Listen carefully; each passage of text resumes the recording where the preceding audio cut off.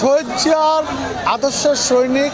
আমি এই দল গায়ের জোরেই করে এসেছি, আমাকে দল করতে দেয় নাই প্রতিপক্ষ কখনো, গায়ের জোরেই করে এসেছি এবং আমি গায়ের জোরেই করে এটা তারেক রহমান নিজেও জানে। অতএব এ দল আমার, আমি করবই। প্রচুর ছাড়া মানে কি বলবো, আমি যেখানেই গেছি ময় মুরব্বী থেকে শুরু করে বিশেষ করে তরুণদের আগ্রহ যথেষ্ট। আশা রাখি আগামী 12 তারিখে, বারবার বলেছি, পাবনা জেলা পাবনা 4 এই আসনটি একটি ভোট বিপ্লব হবে মোটরসাইকেলের পক্ষে। এখন পর্যন্ত আসলে পরিবেশ কেমন দেখছেন?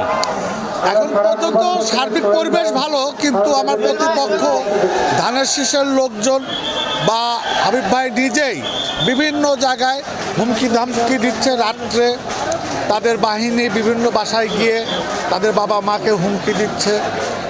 সাধারণ যারা ভীতু ভোটার তাদের বাড়িতে হুমকি দিচ্ছে যেন 12 তারিখে ভোট সেন্টারে না যায়।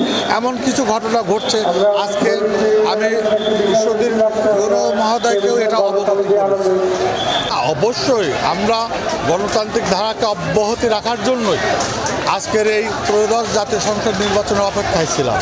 যেহেতু আমাদের নির্বাচনের আর মাত্র কয়েক ঘন্টা বাকি আছে, আমরা লেভেল প্লে যে নির্বাচনটা এখন পর্যন্ত যেটা দৃশ্যমান, এটা যদি থাকে অবশ্যই একটা ভালো নির্বাচন হবে।